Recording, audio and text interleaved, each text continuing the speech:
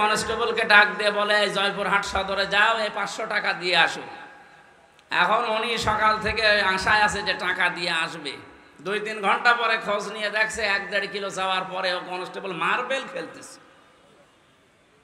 ওনার কথা আর ওনার কাজের কোনো গুরুত্ব কনস্টেবল দিয়েছে? ওর উপরে তো উনি খুব খুশি হবে, রাজি হবে নাকি বলেন? আপনাকে আল্লাহ 500টা কাজ দিয়েছিল দুনিয়ায়, যেটা মৌলিক কাজ, এই ছাদের মতো আর খুঁটির মতো। এগুলো আপনি না করে মার্বেল খেলছেন। পরবর্তীতে যখন আল্লাহ দেখছে এ কি করে, এই গুরুত্বপূর্ণ কাজগুলো না করে ও মার্বেল খেলছে, ওনার মতো আল্লাহর রাগ হওয়া সম্ভব না। আপনার জীবনের যে মৌলিক কাজ, এটা গুরুত্বের ভিত্তিতে আল্লাহ মাপবেন। 500টা কাজ দিয়েছেন, 500টা কাজের গুরুত্বপূর্ণ কিছু অংশ আছে। নামাজের যেমন 13টা। এই ওযু করতে গেলে মানুষের ওযু ভেঙে যায় কয়টা কারণে? 7 কারণে। বলেন কয় কারণ? এর ভেতরে যদি 6টা আদায় করেন, একটা আদায় করেননি বা নষ্ট হয়ে গেছে, আপনার পুরা ওযু শেষ। ওই ওযু দিয়ে নামাজ হবে? আমি কেন বলছিলাম এই কথা বারবার ক্লাসের মতো? আমাদের আজকে আমল মাপার, অনেকে মনে করে কিয়ামতের দিন এদিকে আমি 10 কেজি সওয়াব তুলে দেব, এদিকে 11 কেজি গুনাহ তুলে দেব, একটু কম বেশি হবে। অথবা এদিকে 11 কেজি সওয়াব, এদিকে 10 কেজি গুনাহ, একটু বেশি হবে, আল্লাহ জান্নাত দিয়ে দেবে। আরে ভাই, কাজ কি মানুষ মাপে দাড়ি পাল্লা দিয়ে নাকি? গুরুত্ব দিয়ে মাপতে হয়। আপনার জীবনের গুরুত্বপূর্ণ কাজই তো নেই। এই পৃথিবীতে যত গুরুত্বপূর্ণ কাজ আছে, এই যে ছাদের মতো আর খুঁটির মতো, তার ভেতরে 1 নম্বরে গুরুত্বপূর্ণ কাজ হচ্ছে আহসানু আমালা, সবচাইতে উত্তম কাজ। সবচাইতে উত্তম কাজ 500টা, তার ভেতরে 1 নাম্বার কি? 1 নাম্বার হচ্ছে আনাকিমুদ্দিন, এই পৃথিবীতে আল্লাহর দিন কায়েম করে দেখাও। এইটার নাম শুনলে যাদের কাছে রাজনীতি মনে হয়, দুনিয়ার কাজ মনে হয়। হযরতে মুসা তাহলে ভুল করেছিল? হযরতে ঈসা ভুল করেছিল? ইব্রাহিম নবী ভুল করেছিল? নূহ নবী ভুল করেছিল? মুহাম্মদ রাসূলুল্লাহ ভুল করেছিল? ওনারা তো এই কাজ করতে গিয়ে 27টা যুদ্ধের নেতৃত্ব দেওয়া লেগেছে। আপনি এই কাজের কথা শুনলে খালি দুনিয়ার কাজ মনে করেন, রাজনীতি মনে করেন, মানে আপনার তো মৌলিক কাজই হাতছাড়া হয়ে যাচ্ছে। ফুল দিয়ে এসব দিয়ে কি করবেন? আমি আশা করি কথা বোঝাতে পেরেছি। এরপরও যদি কেউ না বোঝার ভান করে থাকেন, এদিকে আসেন, আসেন, আপনাকে চট করে ঢুকিয়ে নি, আসেন।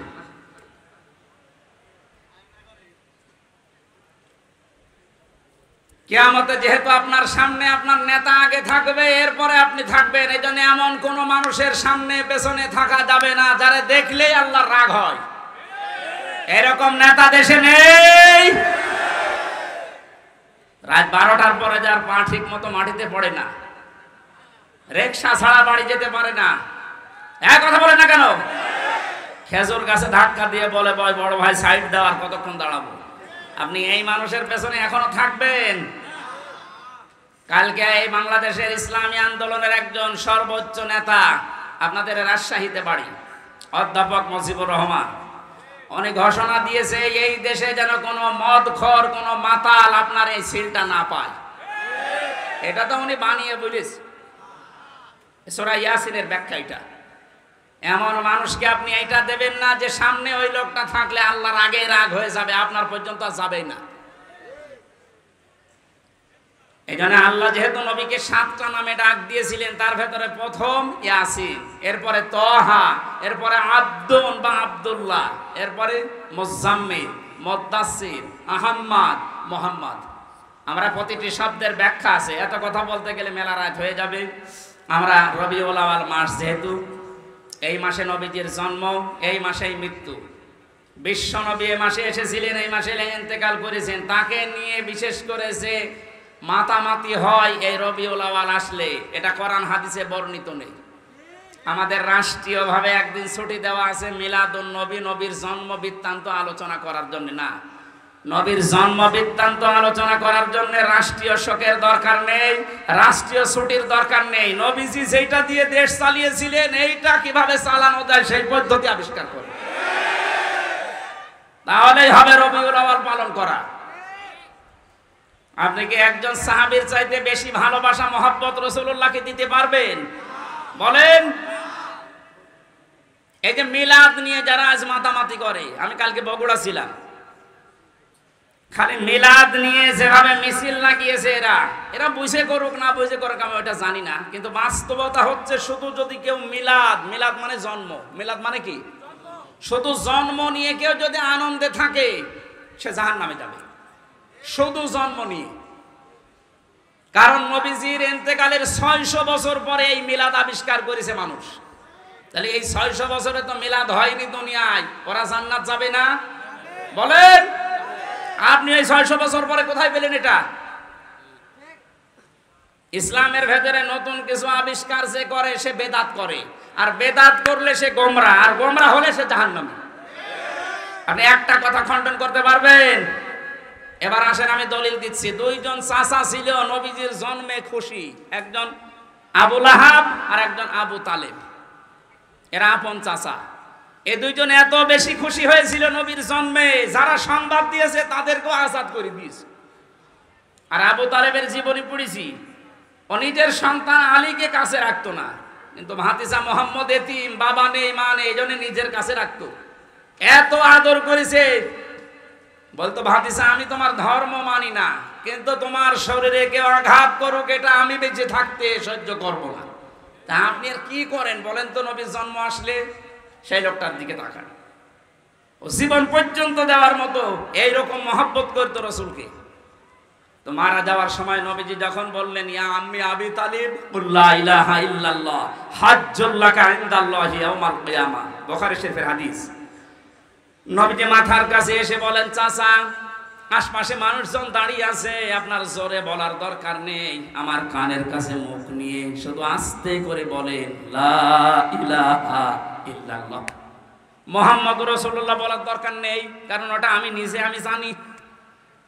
আপনি শুধু আল্লাহর একাত্মবাদের স্বীকৃতি আমার কানে শোনান, কারণ আমি সাক্ষী, আমি শাহেদ।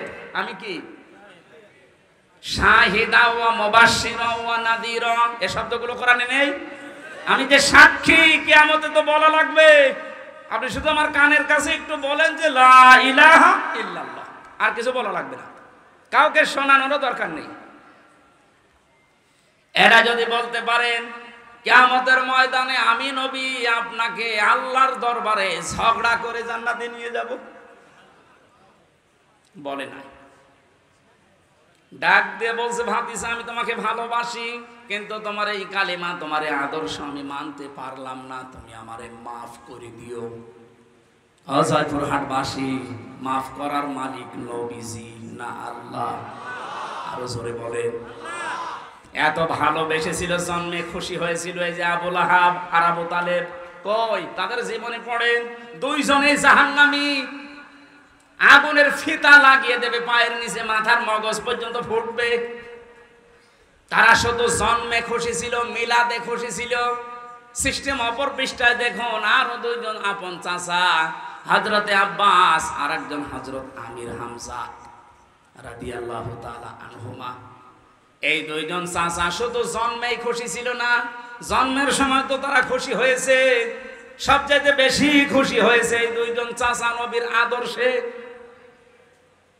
হযরত হামজা নবীর আদর্শ মানতে গিয়ে নিজের জীবন দিয়েছে, 70 টুকরা হয়েছে, তারপরও পিছপা হয়নি। কথা বলে না কেন? হযরতে আব্বাস নিজের জীবন দিয়েছে নবীর আদর্শ গ্রহণ করে। তিনি বলেছিলেন মান যাকা তামাল ঈমান, তোমরা যদি ঈমানের স্বাদ পেতে চাও, মান রাদিয়া বিল্লাহি রব্বা, আল্লাহকে রব পেয়ে খুশি থাকো, আবিল ইসলামি দীনা, ইসলামকে জীবন ব্যবস্থা হিসাবে পেয়ে খুশি থাকো, আবি মুহাম্মাদির রাসূলুল্লাহ সাল্লাল্লাহু আলাইহি ওয়াসাল্লাম নাবিয়্যা ওয়া রাসূলা। রাহু মুসলিম, মুসলিম শরীফের হাদিস। নবীজিকে, বিশ্ব নবী মুহাম্মদুর রাসূলুল্লাহকে নবী এবং রাসূল পেয়ে খুশি থাকো। হযরতে আব্বাস আর হামজা এই দুইজন চাচা নবীর শুধু জন্মে না, তাদের সিরাতে সুরাতে তাদের আদর্শ পেয়ে খুশি, এজন্য এই দুইজন চাচাই জান্নাতি। সুতরাং আজকে আমাদের সময় এসেছে, রবিউল আউয়াল মাস 1 বছর পরে আসবে, শুধু নবীর জন্মের কথা শুনে মিলাদ দেবেন, জন্মের আলোচনা করবেন, খেচুড়ি জিলাপি খেয়ে শেষ করে দেবেন না। আপনার যদি পালন করতেই হয় প্রত্যেক সোমবারে একটা করে রোজা রাখেন। এক কথা বলে না কেন? আর যদি সর্বোচ্চটা মানতে চান হযরত হামজার মতো, হযরত আব্বাসের মতো তার আদর্শ মেনে নেন। আল্লাহ আমাদেরকে মেনে নেওয়ার তৌফিক দিন, বলেন আমিন। এই নবীর জীবনী থেকে একটা পাঠ, আমি 27টা পাঠ বলেছিলাম না, একটা পাঠ আজকে আলোচনা করছি। আচরণ, নবীজির আচরণ ব্যবহারটা কেমন ছিল আর আমাদেরটা কেমন, এটা আমি বাস্তবের সাথে আজ মিলাবো। সূরা আলে ইমরান 159 নম্বর আয়াত, একটা মাত্র আয়াত পড়েছি। এই আয়াতের ভেতরে যা আছে তাফসীর আকারে বলার চেষ্টা চালাচ্ছি, নাকি শেষ করে দেব? জবান খুলে কোরআনের আয়াতে প্রবেশ করেন। আউযু বিল্লাহি মিনাশ শাইতানির রাজিম। বিসমিল্লাহির রহমানির রহিম। ফাবিমা রাহমাতিন মিনাল্লাহি লিনতা লাহুম ওয়ালাউ কুনতা ফাসসান গালিযাল কলবি লানফাদ্দু মিন হাওলিক ইলা আখিরি আয়াত। সূরা আলে ইমরান নামকরণ আছে, ঐতিহাসিক প্রেক্ষাপট আছে, শানে নজুল আছে, এই আয়াতের ব্যাকগ্রাউন্ড আছে। এগুলো বিভিন্ন মাহফিলে তাফসিরে আপনারা সহজে পেয়ে যাবেন। আমরা এবার মূল শিক্ষায় যাচ্ছি।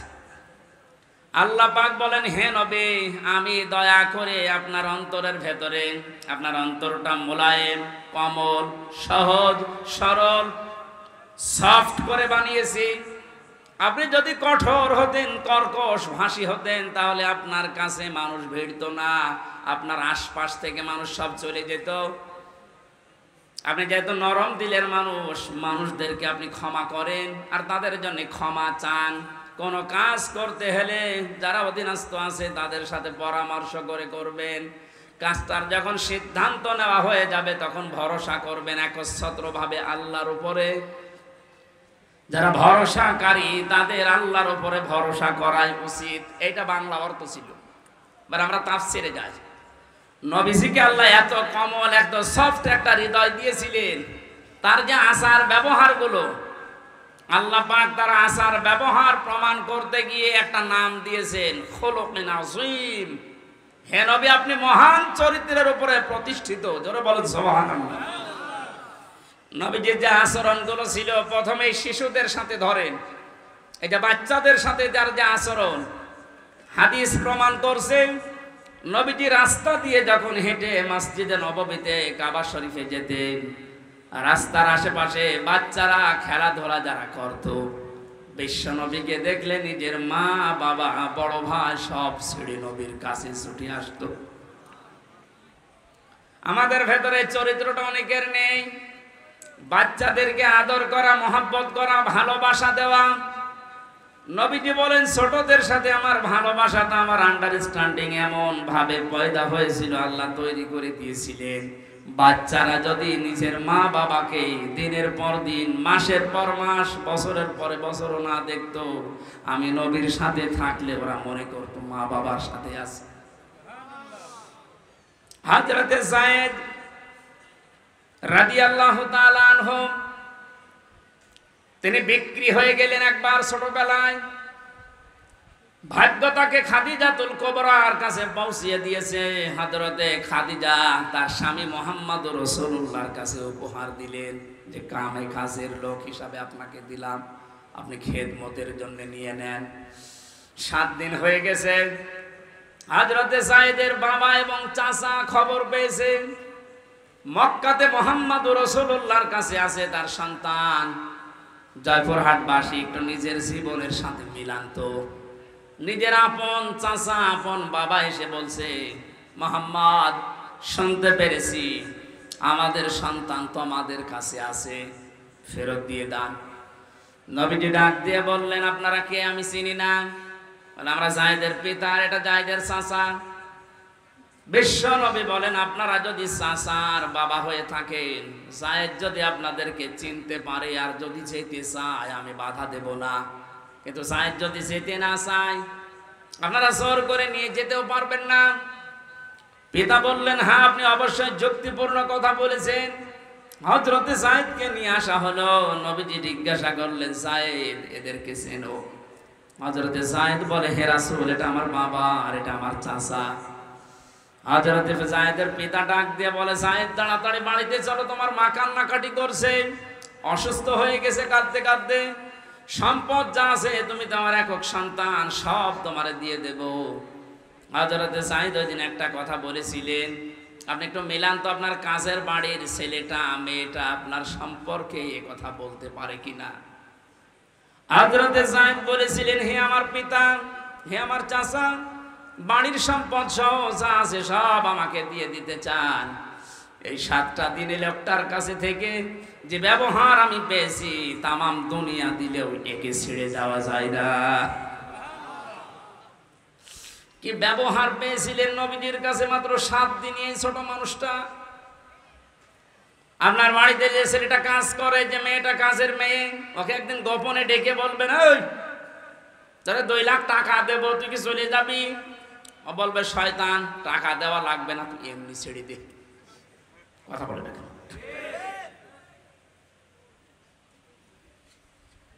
হযরতে আনাস ডাক দিয়ে বলে, আমি কাজের মানুষ ছিলাম, আমার মা উম্মে সুলাইম নবীজি যখন মদিনায় হিজরত করে আসে, তখন আমার মা আমাকে হাদিয়া দিয়েছিল।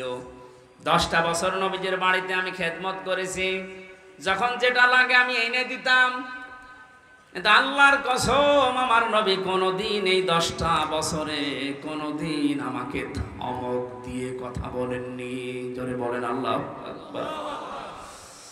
বিষয়টা শুনতে যত সহজ মনে হচ্ছে, যে যে চেয়ারে বসে আছেন ওই জায়গা থেকে ভাবেন তো, আপনার অধীনস্থ লোকদের সাথে আচরণ করা কত কঠিন। 10 বছর না, 10টা দিনও আপনি পারবেন না।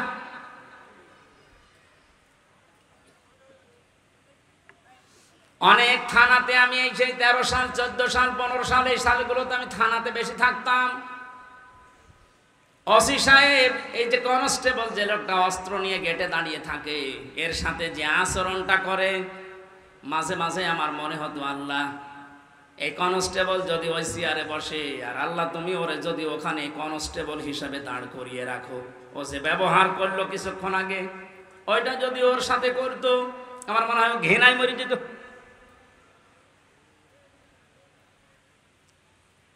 আপনার তার শুকরিয়া আদায় করা দরকার ছিল যে ও একজন মানুষ, ও ডিগ্রি পাস, আমিও ডিগ্রি পাস, আমাকে আল্লাহ চেয়ারে বসিয়েছেন আর ওরে অস্ত্র নিয়ে দাঁড় করিয়েছে গেটে।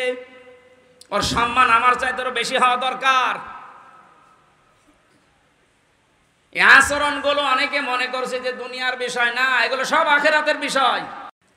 নবী যে আচরণ করেছিলেন যুদ্ধবন্দীদের সাথে, অথচ বাংলাদেশে আয়না ঘর বানিয়ে কি অবস্থা করেছে মানুষের সাথে। আমার সাথে একজন আলেম ছিল জেলখানায়, মাওলানা মুফতি ফখরুল ইসলাম। এই লোকটা মাঝে মাঝে গভীর রজনীতে আমার পাশেই থাকতো, চিল্লিয়ে উঠতো, কি হয়েছে ভাই?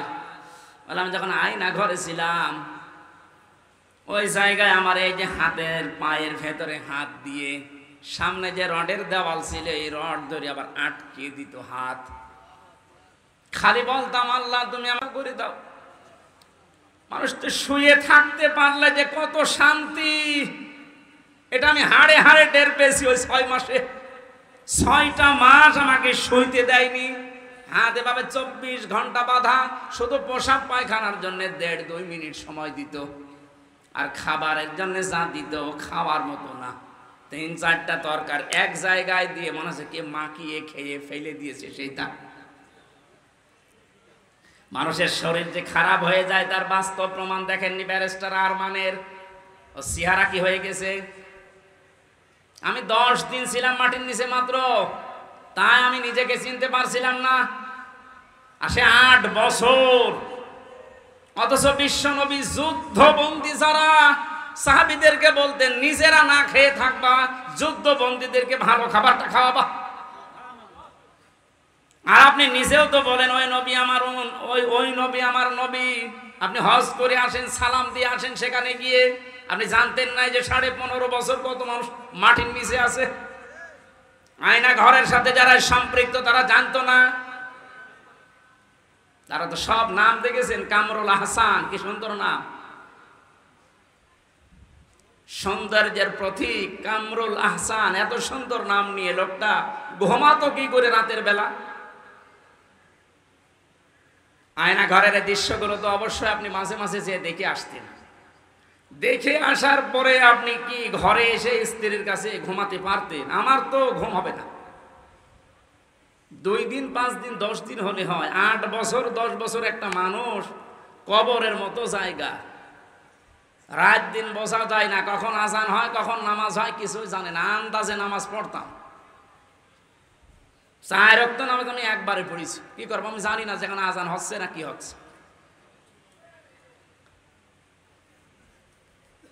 নবীজি গভীর রজনীতে যুদ্ধবন্দী যারা ছিল বদরের ময়দানে, তাদের কাছে গিয়ে দেখলেন একজনের হাত একটু টাইট করে বাঁধা।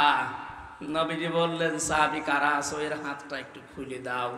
অয়ুতিউমুনা আত-তাআমা আলা হুব্বিহি মিসকিনাও ওয়া ইয়াতীমাও ওয়া আসীরা। যারা জান্নাতে যেতে চাও তারা ইয়েতিম, মিসকিন, অসহায় এবং যুদ্ধবন্দী যারা, বিশেষ করে যারা বন্দী জীবনে আছে তাদেরকে খাবার খাওয়াও, এ নির্দেশ কার? আর আপনি কি করলেন? আবার জান্নাতে আপনার বলে হক আছে দাবি করে অনেকে।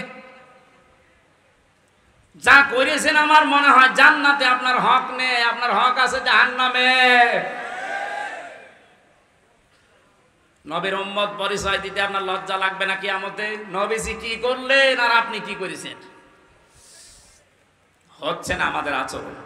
শুধু রবিউল আউয়াল আসবে চলে যাবে, আপনি যদি এই আচরণগুলো ব্যবহারগুলো নিতে না পারেন তো কি হবে? খিচুড়ি আর জিলাপি খেয়ে পায়খানা করে? আল্লাহর নবী আচরণ করেছিলেন তার স্ত্রীদের সাথে। বিশ্বনবী নিজে রাষ্ট্রের দায়িত্ব পালন করে এসে দেখেন হযরতে আয়েশা রুটি বানিয়েছেন আর বকরি রুটিগুলো একটা একটা করে নিয়ে চলে যাচ্ছে। অনেক রুটি বানাতে বানাতে ছোট মানুষ ঘুমিয়ে গেছে। আমার মনে হয় আমাদের মতো স্বামী যারা চাকরিজীবী ব্যবসায়ী মাঠে কাজ করে, বাড়িতে এসে যদি দেখতো যে তরকারি ছাগলে নিয়ে যাচ্ছে আর বউ পড়ে পড়ে ঘুমাচ্ছে, ওখানে পিটিয়ে হাত মারা করে ফেলতো। কাজ কাম নেই বাড়িতে, কি করো কে? নবীজি এসে নিজে আটাগুলো নিজে খামের বানিয়ে আটাগুলো তৈরি করে, রুটিগুলো তৈরি করে, গোশত তৈরি করার পরে হযরতে আয়েশাকে এবার ডাকলেন।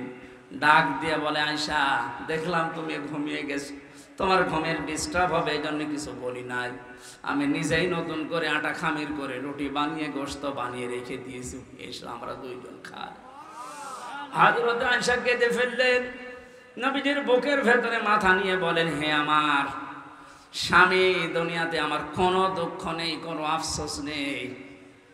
এই কথা বলার মতো স্ত্রী বাংলাদেশে কম না বেশি?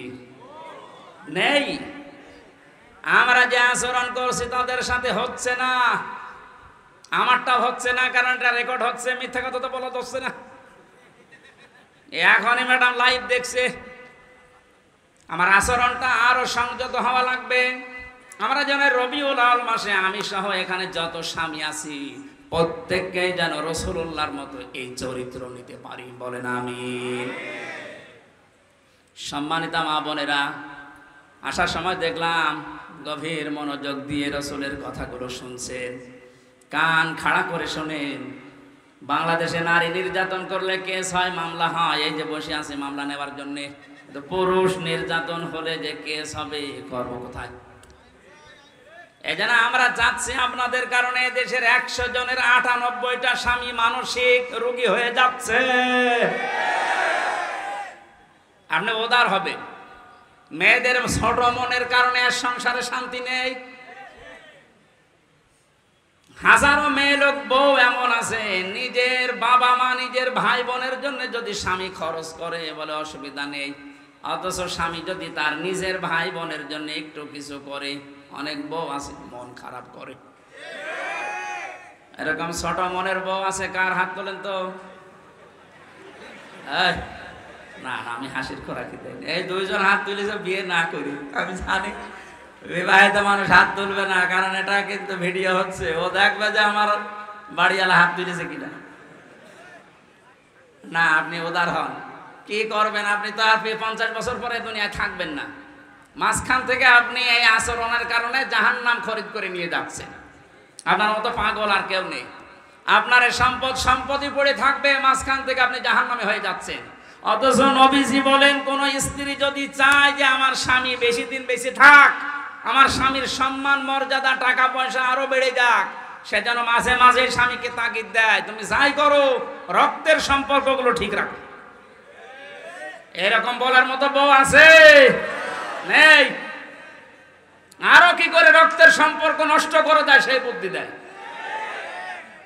শাশুড়ি গল্প করে মানুষের কাছে মাঝে মাঝে যে আমার এই জামাই খুব ভালো, শুধু আমার মেয়ের কথা মতো চলে, আর এই যে ছেলেটা আমার এটা একটা হারামজাদা, শুধু বউর কথা মতো চলে।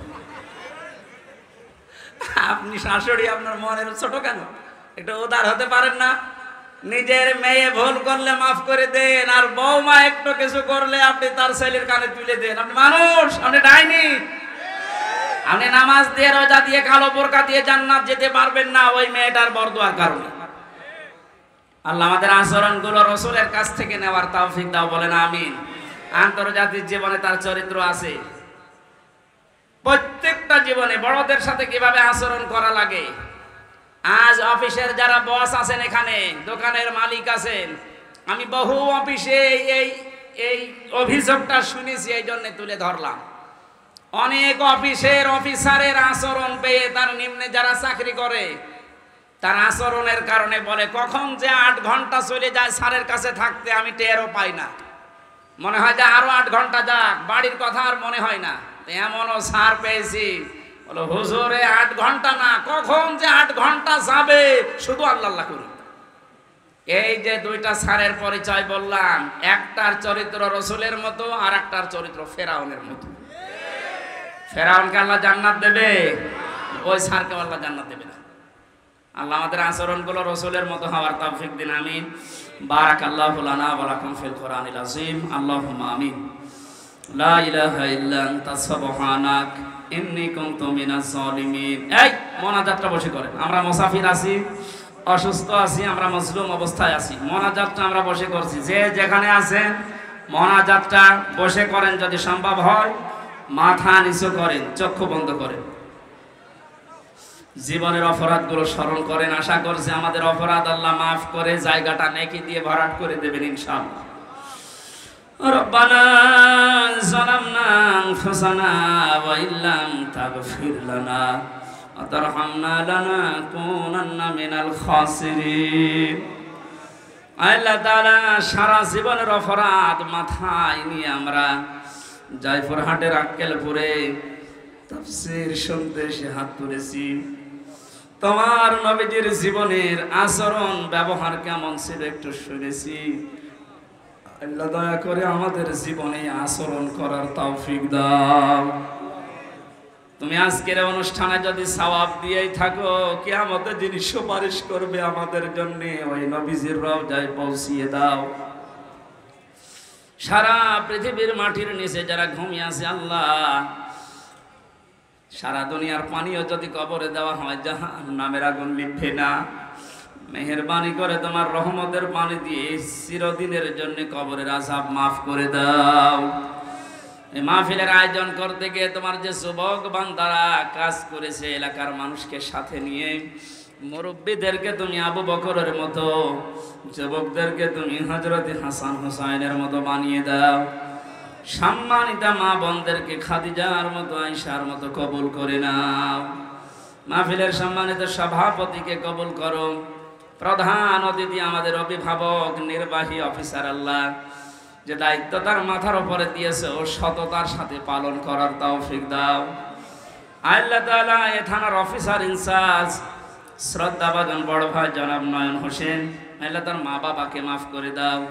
তার স্ত্রী পুত্র যারা আছে দুনিয়াতে তাদের সহি সালামতে রাখো। প্রশাসনের যে ভাইগুলো আজকে এসেছে, আল্লাহ তাআলা নিজের মা বাবা, স্ত্রী পুত্র সন্তানাদি সব বাদ দিয়ে যারা দেশ এবং দশের দায়িত্ব পালন করছে, বাংলার এই প্রশাসনের উপরে তোমার রহমত নাজিল করো আল্লাহ। জয়পুরহাট জেলার দায়িত্বে যিনি আছেন এসপি সাহেব, ডিসি সাহেব, আল্লাহ তাআলা এই মানুষগুলোর উপরে খাস রহমত দাও, তাদের জীবনের ভালো কাজগুলো মঞ্জুর করো, জীবনের অন্যায় কাজ, শয়তানের ধোঁকায়, নফসের জালে যেগুলো করেছে আল্লাহ মাফ করে দাও। অনেকে অসুস্থ আছে, আমাদেরকে শেফায়ে কামিলা জেলা নসিব করো। এলাকায় মাটির নিচে যত মানুষ ঘুমিয়ে আছে কোরআনের ইজ্জতে মাফ করে দাও। এ মাহফিলটা করতে যত মানুষ এগিয়ে এসেছে, যে সেইভাবে এগিয়েছে আল্লাহ তোমার রহমত তার দিকে ওইভাবে এগিয়ে দাও। যত অতিথির নাম আল্লাহ দিয়েছে এখানে প্রত্যেকটিকে তুমি ওমরের মতো কবুল করো। কখন কার কাছে আজরাইল চলে আসবে কেউ জানি না। আল্লাহ তাআলা রবিউল আউয়াল মাসে বিশ্ব নবীর চরিত্র থেকে শুরু করে তার জীবনের 27টা অধ্যায় আছে, প্রত্যেকটা অধ্যায় আমাদের জীবনে পুঙ্খানুপুঙ্খানু পালন করার তৌফিক দাও। এদেশে সব কিছু দিয়ে 53 বছর চলেছে, আমরা দেখেছি। কোরআন দিয়ে চললে কেমন দেখা যায় আজও দেখি না।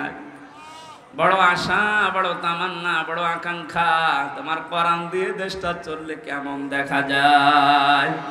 চর্ম চোখে এটা দেখে মরার তৌফিক দাও। বারাকাল্লাহু লানা ওয়া লাকুম ফিল কোরআনিল আযীম। এ বাজারে যারা ব্যবসা বাণিজ্য করে এদের ব্যবসায় বরকত দাও। আগামীতে এই অনুষ্ঠানটা কোরআনের প্রচারের জন্য বিশাল আকারে কবুল করে নাও। সুবহানা রাব্বিকা রাব্বিল ইজ্জাতি আম্মা ইয়াসিফুন ওয়া সালামুন আলাল মুরসালিন আলহামদুলিল্লাহি রাব্বিল আলামিন। মরণের সময় যেন শেষ কথা এটা বলতে পারি, লা ইলাহা ইল্লাল্লাহু মুহাম্মাদুর রাসূলুল্লাহ। আমার মেয়েদের উপরে লিখিত বই পাওয়া যায়, গাড়িতে নিয়ে যান, ওটা কাজে লাগবে। মেয়েদের জন্য পাওয়া যায়, গাড়িতে আছে, আমার গাড়ি মনে হয় গেটে আছে। আপনার মায়ের জন্য, বউয়ের জন্য, মেয়ের জন্য, ফুফুর জন্য নিয়ে যাবেন, মেয়েদেরকে উপহার দেবেন, কাজে লাগবে। অনেক তথ্য দেওয়া আছে। আসসালামু আলাইকুম।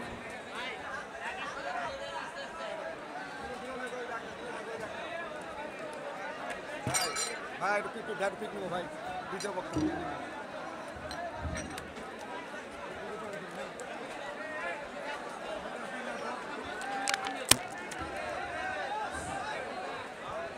আলহামদুলিল্লাহ, আপনারা কোনো প্রকারে বিশৃঙ্খলা করবেন না। দয়া করে আমাদের প্রধান মেহমানকে আপনাদের রাস্তা সঠিকভাবে রাস্তাটা উন্মুক্ত করে দিন। সঠিকভাবে রাস্তাটা উন্মুক্ত করে দেন। দয়া করে আপনারা কোনো বিশৃঙ্খলা করবেন না, আমি আপনাদের বিনীতভাবে অনুরোধ করছি।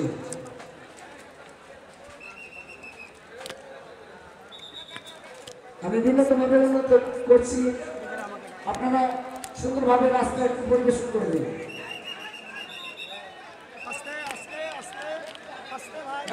না, দয়া করে আপনারা একটু বিশৃঙ্খলা করবেন না। দয়া করে আমি প্রশাসনিক দায়িত্ব অনুরোধ করছি, আপনারা সঠিকভাবে মেহমানকে নিয়ে যাবেন।